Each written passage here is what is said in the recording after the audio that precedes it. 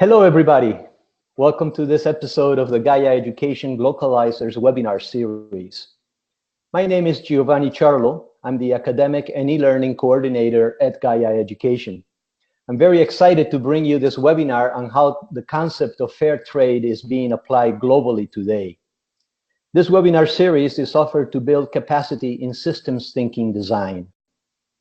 There are some housekeeping tips I'd like you to know about. First of all, the webinar will be recorded and made available on our YouTube channel for those who cannot attend today. Please close any open programs that you have that you don't need at this time so that we have better bandwidth and not interfere with the webinar. Your microphone will be muted during the webinar, but after the presentation, you will be invited to ask the presenter any lingering questions that you may have. And you can post those questions and comments in the chat area at the bottom of your Fuse application. I also want to point out other resources that Gaia Education makes available on our website, such as the EDE curriculum, activity guide, and teacher's manuals that you see posted here, as well as the 4 key books which focus on each of the 4 dimensions of sustainability in the Gaia Education curriculum.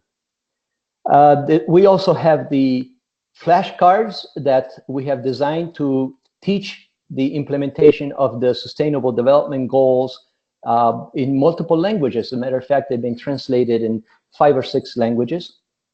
And today we launch for the first time the training of, I'm sorry, let me get this slide up. This is the training of multipliers handbook for leading meaningful discussions on how to implement the SDGs in your community or organization. So please visit the address at the bottom of the screen for those publications, and some of them are for a free download. Let's see, next, here we go. You can also you're also invited to check our online courses, which are offered in a yearly cycle in 3 different languages. You can find out more about Gaia Education through our social media presence. In these slides, you can see all our social media, and learn how to become a Gaia Education certified trainer if you would like to join our growing roster of certified trainers. So, without further ado, for today's webinar, I have the great honor to introduce Rajah Banerjee. Rajah is a 4th generation tea planter from Darjeeling, India. After graduating from London University in 1970, Rajah returned to the family-owned plantation and transformed the estate by pioneering biodynamic practices in the tea plantations and tropical farmlands, saving 450 hectares of primary forest. This model has inspired 90% of Darjeeling tea growers in a neighboring state of Sikkim to grow organic. Rajah is a social activist for tea laborers and small organic farmers. He's also an anthropologist who works tirelessly to preserve the cultural heritage of the Himalayan region, and an environmentalist who fights to conserve its rich diversity. It is my great honor to welcome Rajah Banerjee. Welcome, Rajah. Thank you, Gio, for this terrific introduction. So first and foremost, all those who are logging in today must have had some experience, direct or indirect, with fair trade, either as a consumer, producer, trader. Maybe I hope there's some fair trade personnel who have logged in too, because in the Q&A session, I'd dearly love to have their comments. I want to break it up into a number of sections. I want to define what the current definition of fair trade is right now, where it all originated from, the meteoric growth, and when it's something and the commodity grows meteorically, there are also fallouts of it. How do you tap this fallout? dovetail it.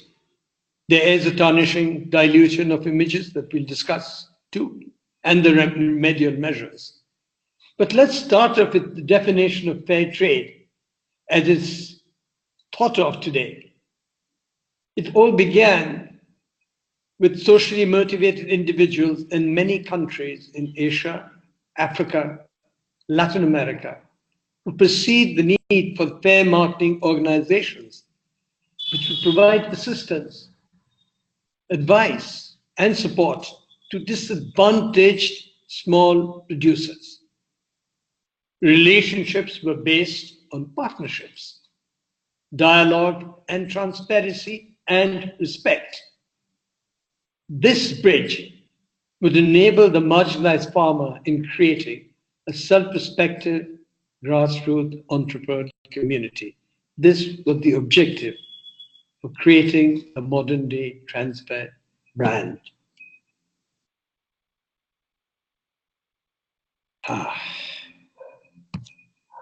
Where's that? Where's the slides?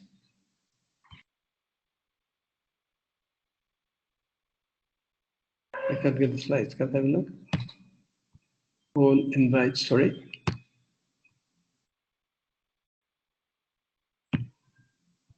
Shemanim, come on. Oh, yeah, you got it now. Don't worry. Sorry, I lost you for a bit. Let's go back to when it all happened.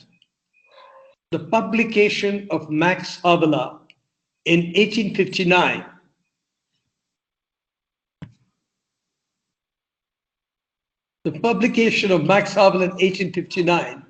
was nothing less than earth-shaking. Max Havelaar became the weapon for a growing liberal movement in the Netherlands, which fought to bring about reforms in Indonesia. Helped by Max Havelaar, the energized liberal movement was able to shame the Dutch government to creating a new policy known as the ethical policy, the major goals of which were to promote irrigation, inter-island migration, and, of course, education in the Dutch Indies. The impact of the reforms were modest to begin with. However, by the beginning of the 20th century, a small number of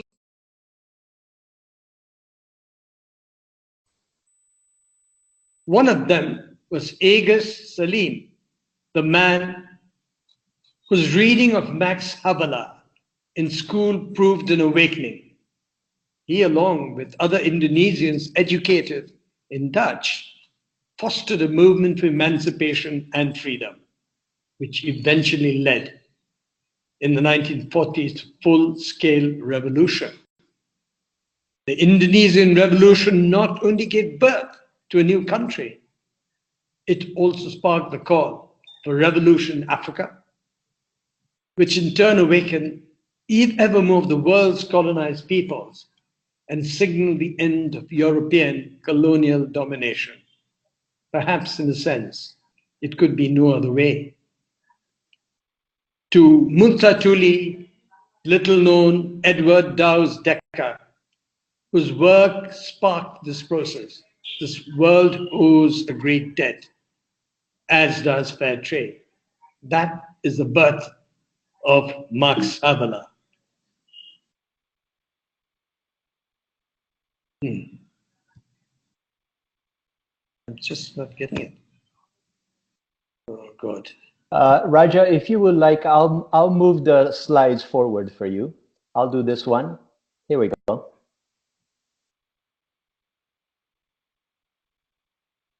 And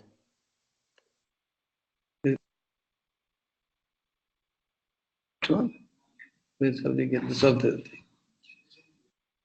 How do I get this off? you're one good. second. You're good. Can you hear me? Yes, you're fine. I can't see your. Yes, I've got you. I've got you now. Fine, yeah, fine. We'll come back to the thing. So let's go down in the 60s and 70s when Dutch NGOs, individuals, providing needs for marketing organizations. Max Havelaar was reborn in Dutch supermarkets to support disadvantaged coffee growers from Mexico.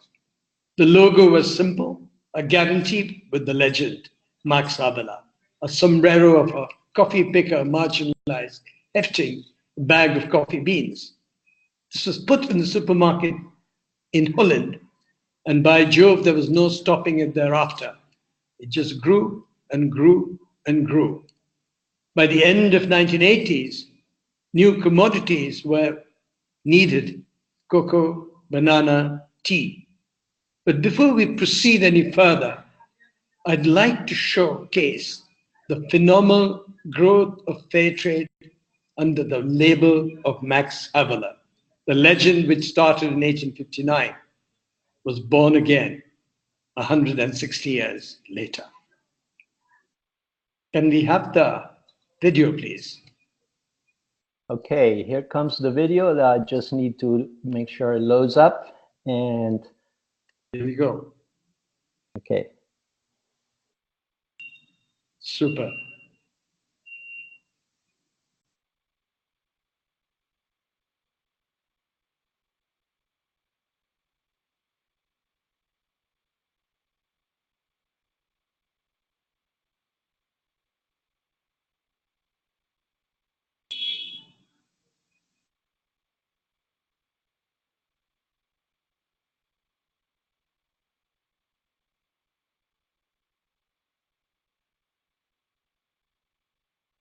Is there any audio?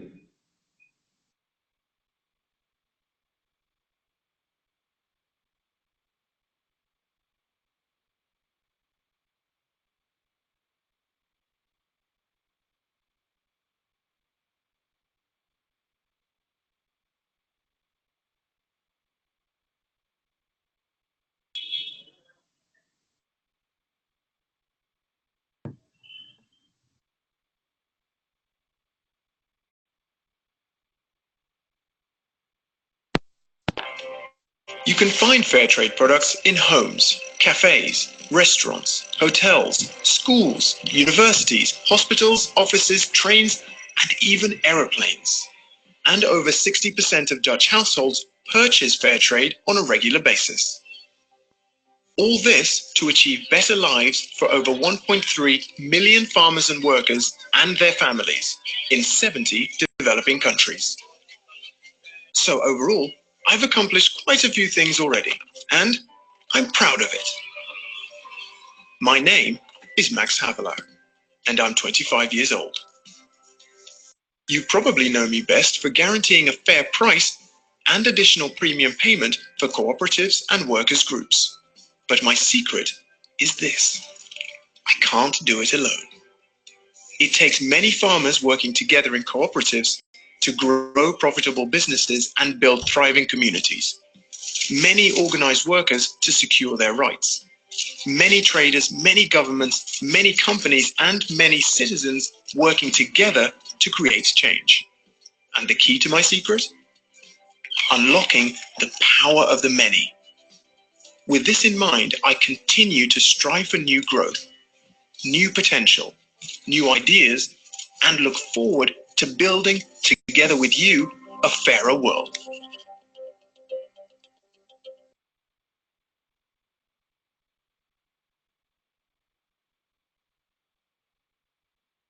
Where is this cursor? Very good. Okay, we've had the first video. Yes. Okay, you're back on stream again.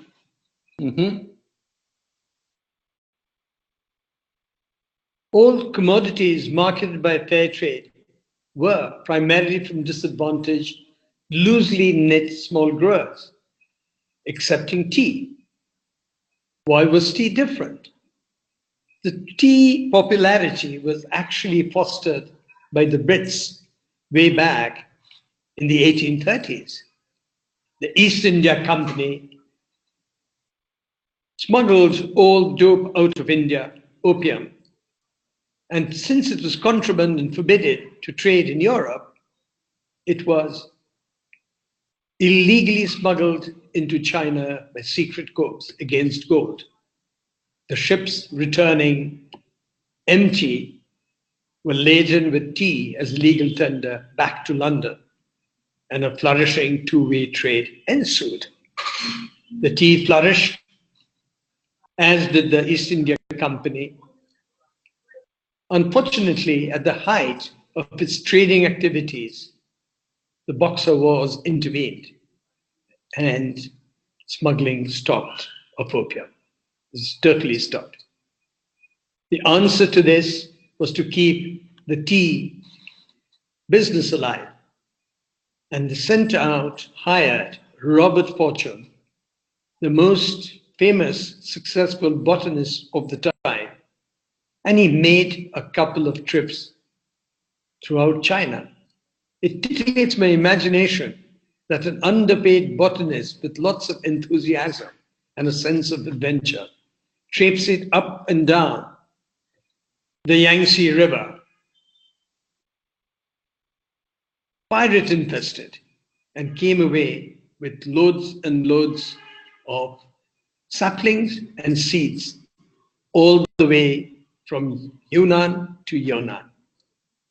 Fortunately for us, the seeds which were thrown in the colonies came up very well in Darjeeling. Must give you an idea about the magical, mystical region called Darjeeling. It's a Tibetan word.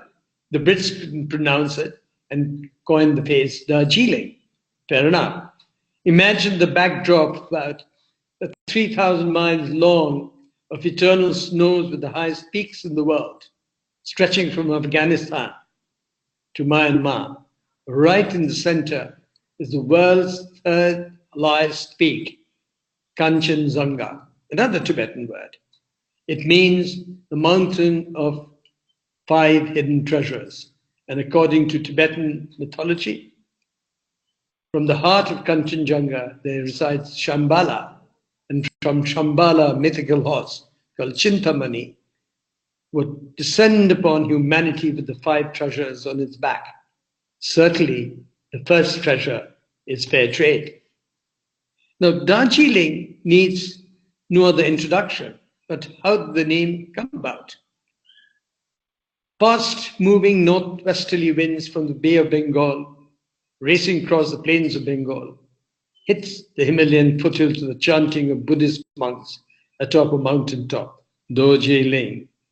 At the cadence of their chant, the drought breaks with the spectacular thunderclaps in mid-April, with immediate transformation of this deluge from spring to summer and releasing all the forces of nature. The vintages of Darjeelings are completely tempered by these storms and subsequent monsoons that follows. It hence is a magical, mystical region. Arriving at Bagdogra, the airport, or the railhead, is in a tropical locale. Takes an hour to move up to Darjeeling, Kurseong, Mirik, Kalimpong. You're in a temperate situation. A further hour's drive uphill, and one's at 15,000 feet at Falut Sandakpo, Alpine Arctic.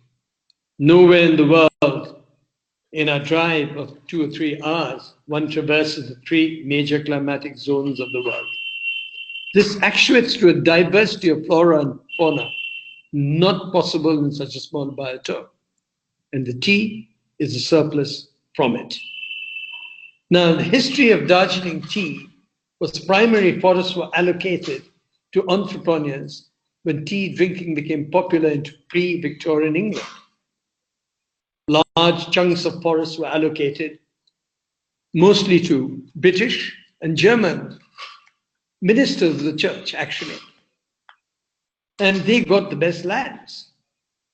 Our family too started Makai Bari, but we got the worst bit of it. It's the only tract of land suitable for wild goat grazing with no water, but the others had genteel slopes and wonderful water sources. My ancestors, fortunately, were very intrepid farmers, so they evolved Makai Bari into a sea of forests with islands of tea in it. And islands of tea were further broken down adroitly with clever planting of leguminous, permanent and temporary, grasses, herbs, and other repellents. The combination of these actions resulted in creating a wonderful mulch that stopped erosion, conserved moisture during water stress, lessened weeding costs, but didn't kill it, increased diversity, and last but not least, when it decayed, it transformed into wonderful soil, rich in humus, high in fertility. That is soil health. Soil health should be the number one criteria for any fair trade activities in any situation globally. So mulching is the second criteria that Chintamani carried as a revelation to the world, I would rate. Mulching is an essential as ever to create healthy soil and healthy mankind.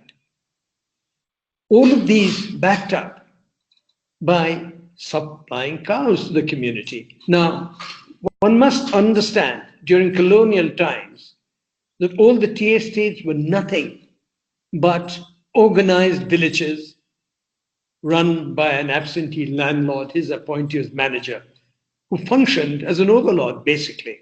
It was a slave-master relationship. Makai Bari never had this ages. It was always community-based. And to fertilize the fields, cows were supplied over the years. So all the 7 villages had cows, and cow culture was very centric to the Makaibari evolution of fertility. So the main aspect was providing the cows to the ladies, because one must go back to the plight of the pluckers, ladies even existing in the tea estates today, in spite of all the brouhaha with fair trade, with organics, etc., etc. Ladies bend their back the hardest anywhere in the world and are always relegated to second-class citizenship. The more marginalized the society, the greater the exploitation of ladies. In Makai Bari, it was no different. Ladies got up at 3 o'clock in the morning, wood to cook rice, their food. Nobody can have uncooked rice. Cooking and scrubbing, sending the children off to school, the husbands off to work, themselves off to work. An hour's break for lunch, back to tea picking, rushing home, cooking and scrubbing, sending the children's needs, homework, preventing the husbands from solving the problems of the world over a homebrew spirit, being used as a sexual punchbag and off to tired slumber. Not an easy life. There was a complete manna from heaven in the form of biogas was introduced. This provided a non-polluting renewable energy of tap, because the smell in any cow dung is the smell of the methane gas. When slurried, it released the gas, trapped the gas in a balloon, and it was on tap. Ladies now had leisure time. Moreover, the manure from the cows was offered them wonderful food, vegetables, cereals, fruit, essentials. Food security was that. And to my mind, when marginalized ladies don't spend money in the marketplace of indifferent foodstuff and jungles in their pocket, that is true capital gains. Fair trade should make a note of this, how important the cow is in empowering ladies. Also, the milk improved the health, the surplus of the milk, surplus of the vegetables, and the sale of the surplus dung to the garden was further additional income. This empowered the ladies, and when marginalized ladies have extra money jangling in their pocket, they make the most fantastic investment. The best primary education their money can buy for their children, which creates the awareness foundation, and that's coupled with the best secondary education, which builds the capacity that awareness creates. The fusion of the two creates character. And when one has character, one can climb any mountain, face any challenges. That is what it does when ladies are empowered. So again, the cow has played a very important role. The other aspect of evolution of Makai Bari was actually turned into a working window of Agenda 21 because the forests were not threatened at all. And of late, the magnificence of the primary forest has ushered in Italian naturopaths to create a movement which is of the people, by the people, for the people. For according to Dr. Costanzo Giunti, the famous quality herb, natural herbalist, naturopath from Tuscany, has stated that if you lean out of your window in Darjeeling and pluck a leaf, it has a therapeutic value. Coupled with traditional values of Ayurveda, this is turning into a movement which will soon be 10 times greater than the tea. Fair trade, please note this. So, I must tell you something about the holy Himalayan cow, because this is the third gift that Chintamani can give to humanity, and fair trade must adopt as a criteria in the villages too. The cow is the only animal that even whilst it's asleep, it masticates. It goes chomp, chomp, chomp. No other horned animal masticates after sundown because it doesn't digest. So obviously, why does the cow do it? Why does it go chomp, chomp, chomp? It's all in the horns. The inside of a cow horn is a serrated helix that goes to the tip, which traps the cosmic energy. This cosmic energy is rained down to the four stomachs, turning the cow into a massive 24-hour digester. You and I or any other creature will not digest after dusk, but the cow does. So when the cow dung falls plop, it becomes the best healer of the soil if well managed. How do you manage it well? That's where biodynamics comes into play. Rudolf Steiner, philosopher, scientist, psychic seer, was the promulgator of biodynamic practices way back in 1925, post-World War I, when the lands of the aristocrats in Germany were bombed aerially. Production of the Kieseling lands showed a remarkable decline in crop quality production. Their existence was at stake, so invited Steiner at the palace at Kobowitz, and he gave a series of lectures for a week, which is the foundational stone of biodynamic practices. Biodynamic practices is simply an extension of the homeopathy services, which end in 499. Steiner created 9 more active ferments and called it BD 500 through to 508. Most of these are locally available herbs, which are encased in animal parts and bedded and lifted according to cosmic rhythms. When applied to the manure, right manure, it turns the manure into a thinking, digesting, breathing, it's a living organism. And when this living organism is applied to farmlands, the whole farmlands vibrates and turns into an ever-evolving dynamic entity. The foods from it, obviously, would be creating a win-win situation at all levels, as opined earlier. So this is why we call it the holy Himalayan cow. The cow is a central point for any term of sustainable agriculture that creates healthy soil. Can there be any greater political and credo than that which takes care of economics, politics, and the environment? That, dear listeners, is what I want you to have a think about.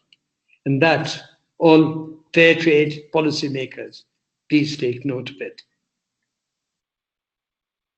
One cannot be an island of prosperity in a sea of unhappiness. So the Makai Bari model was disseminated to all the large tea estate owners, which are nothing but organized farmlands, as I said earlier on, and run by a satrap. It's run along colonial hierarchical management styles, even today. But they jumped into it because Makai Bari proved it to all and sundry when they pioneered organics to global tea and biodynamics to tropical agriculture. There's 70 countries in the world growing tea today. That eco-agriculture is certainly economically viable. But the greatest beneficiaries have been the small growers.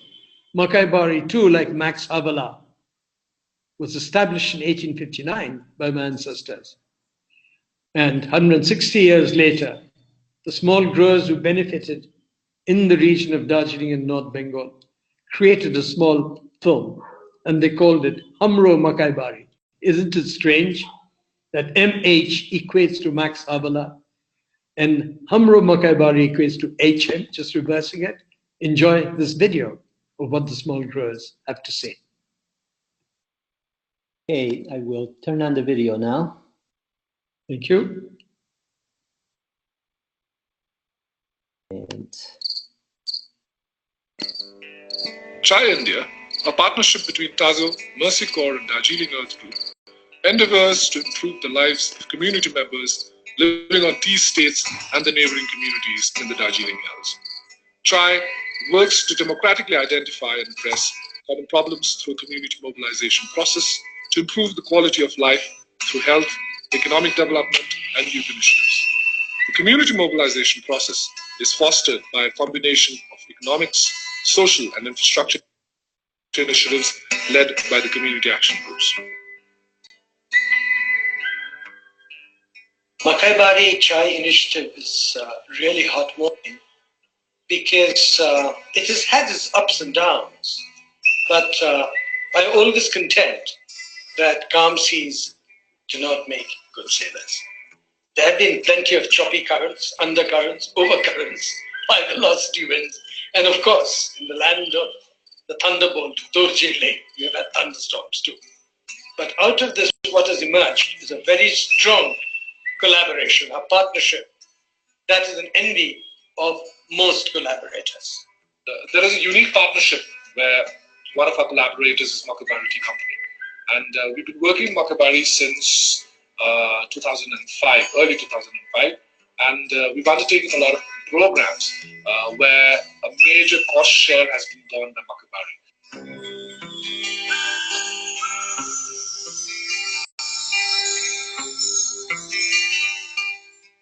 Projects that have been initiated that really comes to mind immediately are the phantasmagorically successful health camp, which a phenomenal turnout, and the fallout of it has really added a new dimension to basic health and hygiene in the region, not only at Makai Bari, which is very, very important.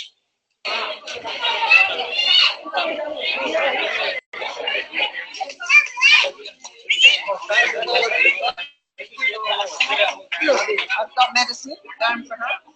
Okay. हामीलाई धेरै खुसी लाग्यो अब टाढो टाढो हाम्रो यहाँनिर निकै टाढो टाढो उयो भएको कारणले गर्दाखेरि चाहिँ टाढो टाढोको मान्छेहरू प्राय माथि जानु एकदमै असुविधा थियो हो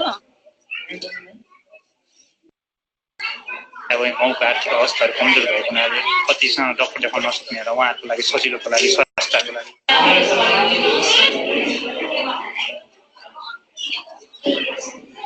Good to be working with the chat project. Basically, I've been working with the chat project for the last 2 years, and we have been having regular health checkup in Darjeeling, dealing with all the referral cases. But recently, we have been trying to go into the remote villages where people have no accessible roads or any basic facilities. So this was tried about 5 months from now, and it feels great to work. We have been doing once a month, going to all the remote villages and activities that has been going on what we can provide. अब यहाँ चाहिँ हाम्रो आज health मेलामा चाहिँ हामीलाई चाहिँ विशेष गरेर यो एचआइभी/एड्स र एसटिडी को विषयमा चाहिँ अब हामीले एक्सप्लेन गर्नुपर्ने थियो। हामी यो स्टलमा चाहिँ आज बसेको हाम्रो स्टलमा चाहिँ यो छ कि गर्भ सबैलाई यो अब साफ सफाइ बारेमा केही अब जानकारीहरू चाहिँ दिए। अब उनीहरूले यो अब बिहान उठेर दाँतहरू कसरी माझ्नु। Children's art camp that has stimulated the creativity of the youngsters, and the youngsters are the future. So unless and until the creativity is sparked, tweaked, no community can hope to march ahead fruitfully. So we can thank Chai again and Makai Bari's partnership start this fantastic impulse. We came up with the idea for the library. We sent an initial flyer home, and we got such a good response from our friends and family that we realized that the initial building that we were going to put the library in just wasn't sufficient. The project, it was too small, and the project was outgrowing it. So after we approached the state management, and we worked out that we needed a new building, Chai Project is very active in the community here. So we called them down, had a big meeting, and they've agreed to design and build a building. It's going to be a 2-story building. So the creche center for pre and postnatal care is going to be on the first floor, the ground floor, and on the second floor there will be the library. So it'll be a beautiful building, a nice addition for the community, and we're really happy to form the partnership with management, Chai Project, and ourselves. Under the initiative of Chai with Mike and Dana. They were the original ones, Mike and Dana, who sowed the seeds for the library. And then the cudgels, I gave the land for the creche, which was taken away temporarily. The creche is underneath now, and the state of the art, so everybody's benefited. But upstairs, lo and behold, here you go. Just have a look at this library. This is the first of its kind in all the 5,000 or so tea estates in India. This is the first of its kind. So congratulations, Chai, for this fantastic inauguration. And may all the other tea estates also devote such time for their own children. Because after all, if you're not state-of-the-art savvy, you're going to get left behind. Chai project, Makai Bari raw Mike and Dina को संयुक्त प्रयासमा हामीले एउटा library Makai Bari क्षेत्रको लागि बनाउनमा सफल भयौं र यही अब यसलाई सञ्चालन गर्ने हामीलाई एउटा ठुलो च्यालेन्ज भएको थियो र हामीले त्यो सञ्चालन गर्नको लागि यहाँ Makai Bari मा भएको 6वटा गाउँबाट एक-एकजना प्रतिनिधि लिएर एउटा म्यानेजमेन्ट कमिटी फर्म गर्यौं।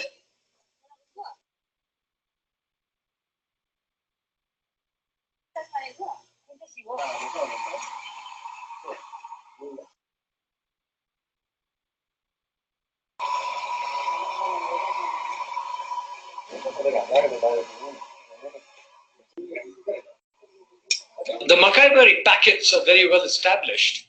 So we had a few discussions and a lot of hiccups as usual. But ultimately, the idea was so great and fantastic. We are happy to put the first fusion in place. There's a remote region in Darjeeling, Lincoln. It's extremely poor, backward, but they have a fantastic grass. It's called Orgeli. Now, with the Chai initiative, paper making plant, handmade paper making plant has been established, and it's changed, revolutionized the economy of this remote region. The ladies manufacture the paper and they send it to one of our villages, Thapatali, where a self-help group of ladies have taken it a step further by creating this fantastic Makai Bari packs. It's got the exoticas with the logo and everything, and we'll put it in the exotica bag with a little tag and a legend about the cooperation of Chai and Makai Bari.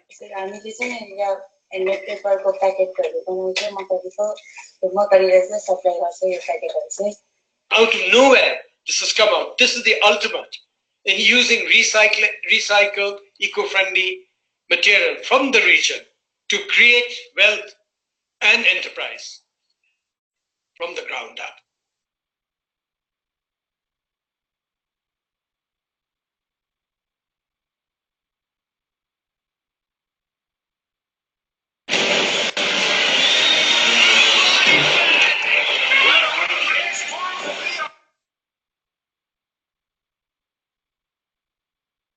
You're back on stream? Sorry. Okay. We want the presentation again, yes? Yes. So just had a look at what our small growers benefit the most out of it. And from hopelessness into hope, it just lights up your world when you see that. And that's the essence of what partnerships are all about.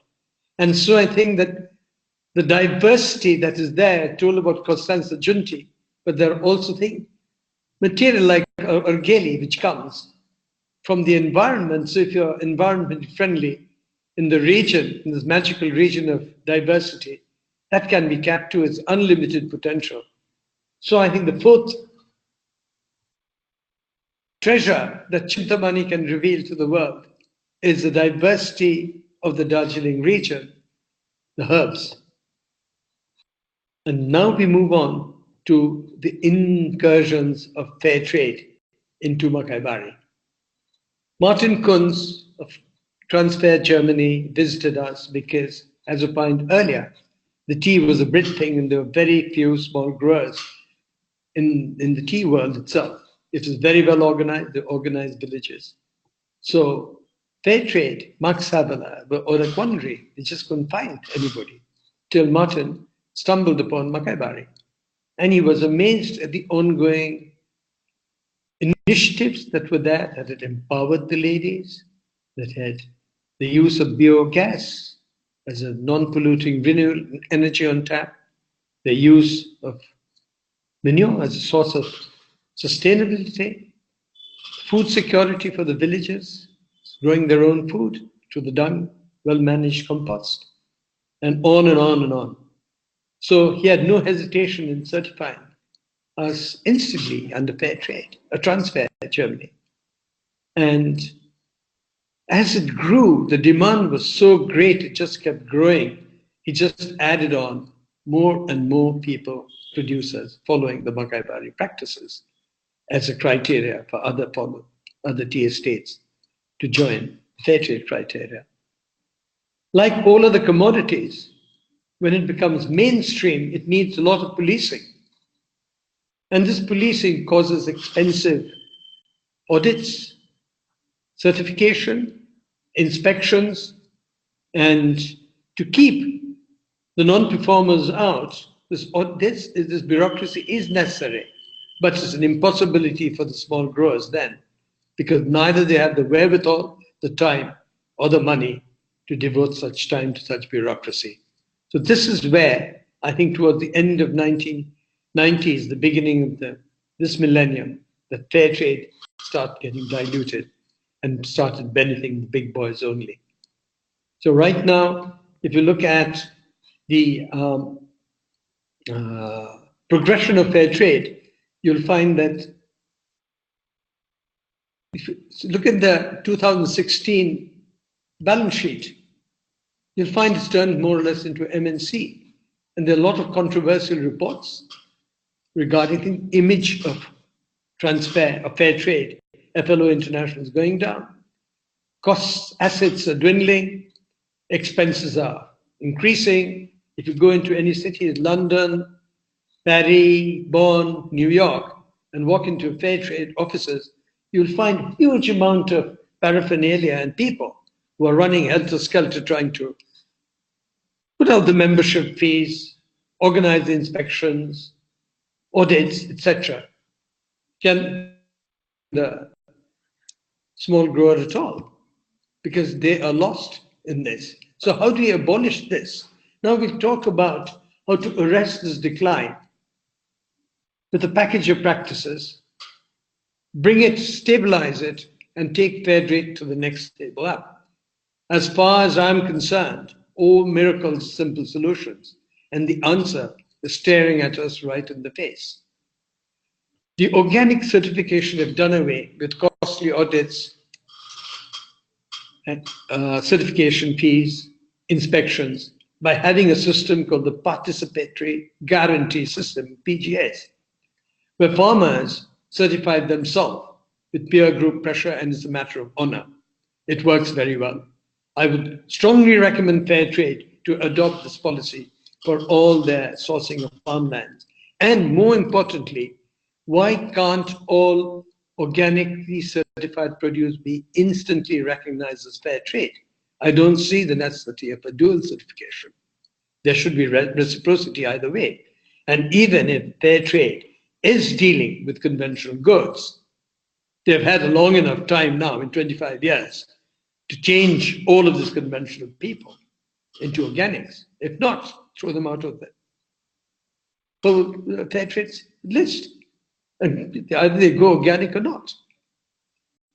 So now in India, for example, the government has stipulated that all companies must set aside 2% of their profits to invest in rural livelihood uplift.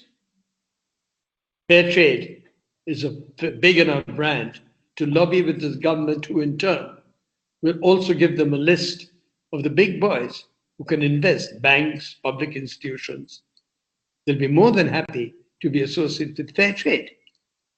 To initiate grassroots project, I suggest, to do with the certification, bring in PGS, it should be a lady-centric local group which should do it. And this can be easily done by taking this corporate social responsibility statutory fund of big companies to initiate digital hubs run by ladies in the villages that fair trade are involved in for sourcing their produce. It should be lady-centric, for obviously train them. There are enough rural banks in India, like Bandhan Bank and Grameen Bank, who would come forward once fair trade has established the online selling straight from their village to the customer overseas. They would help in the remittance procedure happily. Moreover, all courier companies make hefty profits, and there again, their 2% criteria of investment, fair trade could lobby and get them to transport from their sourcing sites in villages straight to the consumer, which is created by this online sales swing. Of course, Gaia Education is a whole pile of education processes worldwide, which are very, very effective. This portal's all there for training of villagers and uplifting. And even the Agenda 2030 with flashcards that Gio was talking about earlier is already there, which covers most of the criteria that is needed to be attained by 2030. And India is certainly a signatory with 93 other countries in the world. So why isn't fair trade having a partnership with Gaia on this? It baffles me completely, because the criteria is the same, to remove all this criteria for the marginalized. Have a holistic partnership. So this would be the 5 treasure of Chintamani that you needed to use the corporates with their profit scheme, which is already there, make them into conscious human beings, participatory, have a system of auditing which is self-generative. You can do away with these offices which are hubs in the cities and eyesores, that's fair trade centers. There's nothing but audits. It's useless, absolutely. And have a lovely computer invested there as a thing, trained with women, access consumers directly, and get the couriers, again, in the 2% profit sharing scheme, to transport it very effectively. This new age partnership would be the ideal means of conveying, stopping the decline of fair trade, improve the tarnished images, give it a new glow, and take it to the next world with the mantra that partnership, not ownership, is the bridge that Transfair has created between technology and holistic sustainable pillars, 2 pillars, to usher in a new world of peace, prosperity, and radiance. And that's all we're all seeking, aren't we? Thank you. Thank you so much, Rajah, for a most interesting and enlightening presentation on this important emerging topic in global trade. This was really very interesting for me to watch. And I would like now to invite our participants to post their questions in the chat box. I will take some of those questions and read them to Rajah so he can answer them. There is one here, Rajah, from Deepak. He says, we know Makai Bari pioneer organic movement in the Darjeeling. Today, 90% of tea garden is organic. And he wants to know, how did you inspire other tea gardens to turn into organic 25 years back?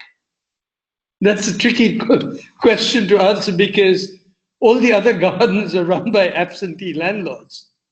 So I knew that to turn the trick from the corner, I had to be a little clever, I had to be as sly as a fox and as brave as a lion.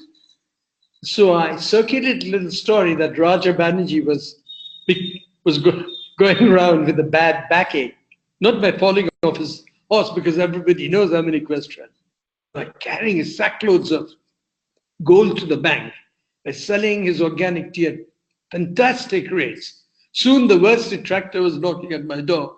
So, Rajah, what's this organics all about? It's not mumbo jumbo anymore, is it? So the proof that circulating a story that eco-agriculture is economically viable was the key to turning the whole thing around. I hope, Deepak, this answers your question. And anyway, if you have more questions, you can always, pop it in and she'll be happy to enlighten. But that's key to that. It was a cleverly planted story that got everybody going and converted all of Darjeeling into organics. Yes. Wonderful. Here's another one from Nirmalia. I think that's how you pronounce it. Says, good evening. The tea grown in the Darjeeling region is regarded very highly across the globe for its unique and subtle flavor and aroma. The Darjeeling tea is perhaps one of the best examples of glocalization, think globally, act locally, wherein the local produce is marked all across the globe. Despite being armed with a geographical indication, the Darjeeling tea growers, excepting for a few gardens, are unable to create a profitable and sustainable business model where everyone from the garden owner to the growers who are involved in the process benefit from it. This is a little long, but those are some comments that this person made. I would like to appreciate if you could share your insights on this. I really don't know where to start, Nirmalia, but I'll try and, what we presented earlier on in the last 30 minutes actually covers most of your questions. Unless you work upon, create in the steep mountain slopes with heavy precipitation to build the topsoil, there'll be diminishing returns, number one. So mulching practices are a key to preserving the topsoil, which ensures soil fertility. Most of the gardens do not practice it, although they're certified organic. They do not practice mulching. It is a rare action. That must be an essential act. Secondly, let's talk about the fertilization plan. Just removal of chemicals is not enough to go organic. It must be sustained with inputs which are natural manures. Now, pre-Second World War, all the farmlands in the world were organic. Along came Nagasaki and Hiroshima, and it caused a cessation of violence or ceasefires was brought in. But did the Second World War stop there? I don't think not. Because Eisenhower was elected the American president, and the moment he took office, the American armament manufacturers said, look here, buddy, we've helped you win the war, and now you're president of the country. What are you going to do with the stocks of naphtha lying with us? Unfortunately, that's where all pesticide, naphtha-based pesticide, acaricides, fertilizers came into being. And supposedly the Green Revolution began. that was basically creation of tiny Nagasaki's world over. So we willingly committed harakiri. We knifed ourselves in the back with it.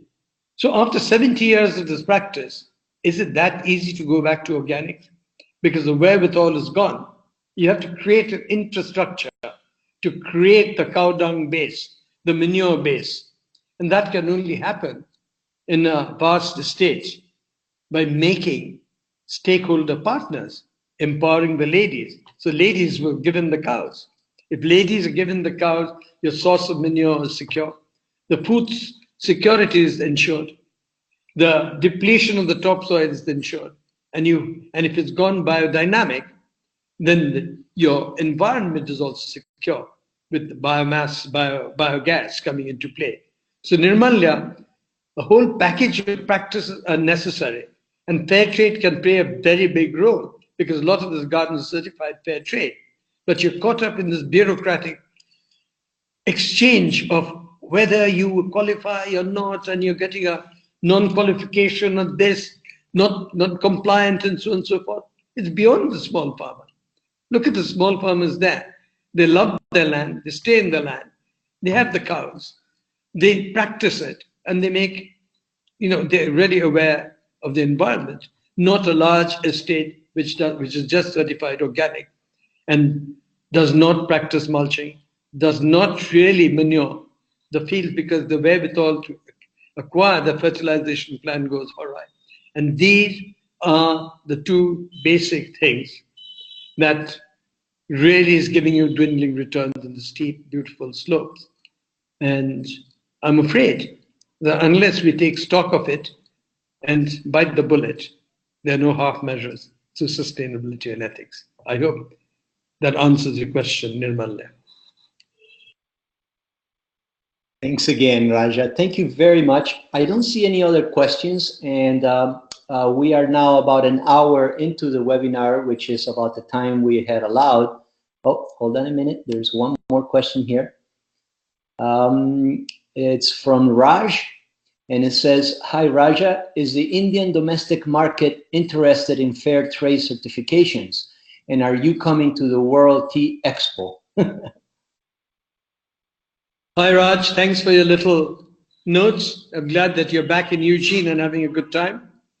I really don't know if I'm coming to the World Tea Expo, but we shall see. I shall decide after the 22nd. There's a date on the 22nd that sort of delineate whether I go or come or not, visit the World Tea Expo. Yes, the Indian market is certainly aligned with fair trade activities. It could be a lot more. I think the offices are not strong enough to really generate enough help. But, don't forget, this is the first time in the history of India that 350 people in the age group with an average of 29 have money jangling in their pockets. That's consumerism at its best, Raj. 350 million people. And but I know the 950 million people who are very poor. But 350 million changing the shape of Indian consumerism. Yes, they like to pick up something which is safe to their health and safe to the environment. And when they go into any shop, these are the two factors they're looking at, and they get it, and something which is fair as well, they'd grab it. So the burgeoning market of fair trade is there. It's not being capitalized upon. That's it. Thank you again. One more question, Rajah, from May East, our CEO at Gaia Education. She wants to know, what would take fair trade to continue being a jewel in the region? I thought May, the last half an hour of my exposition and presentation made it very clear. Chintamani, the mythical horse, came down out of Shambhala with the 5 treasures. Fair trade. Let's all practice it and make it fair, really fair. And the package of practice to make it fair be enumerated by, looking after the environment and using the environment holistically, not only for the herbals, which is of the people, by the people, for the people, using alternative energy, biogas, for example, holistically. which empowers the ladies. And when ladies empower, wow, magical things happen. So all these have to be fused as the 5 bullet points which are enumerated. If fair trade takes note of it, even practice in India, the funds are there. It just go boom. And hey, the 450 million out of 950 very poor people in India, 450 million are very poor ladies, and they're the worst exploited. You're going to change that scenario dynamically. And the SDGs that we're going to have in Darjeeling shortly with you, May, I hope will be a benchmark to set everybody alight. That's why, we're really looking forward to having you here and torch it to the next level. Have fun, May. Wonderful, wonderful. Well, I would like to once again extend our thanks to Rajah Banerjee for this wonderful presentation on fair trade. I think it gives us a better understanding of the system and how it's being used globally. I want to point out to the participants and the viewers that Gaia Education has other resources available on our website, such as the EDE curriculum, activity guides, and teacher manuals that you can download from our website. Some of them are for free. And there are also the 4 key books which have articles that go deeper into the 4D curriculum, the 4-dimension curriculum that Gaia Education has developed. You will also find Sustainable Development Goals flashcards, which are now available in multiple languages. And the newly launched, let me put up the slide for our newly launched Trainers of Multipliers handbook for leading meaningful discussions on how to implement the SDGs in your community or organization. Please visit the address on the screen for these publications. Let's go back here. You are invited to check out our online courses. Sorry. Yes. Well, you are invited to check our online courses offered on a yearly cycle. They're offered in English, Portuguese, and Spanish. Our next webinar will be on June 28th, offered by Peter Gringinger with the topic of regenerative development. You can also find out more about Gaia Education on our social media sites and continue to keep up with news and developments in our courses and outreach around the world. And thank you once again, Rajah, for this informative presentation. Thank you all the participants for being here with us today. Remember that this is being recorded and you can share it with friends so they can see it later on their own computer and time. Hope to see you again on June 28th. Thank you and goodbye. Thank you. Thanks. Sure. Bye.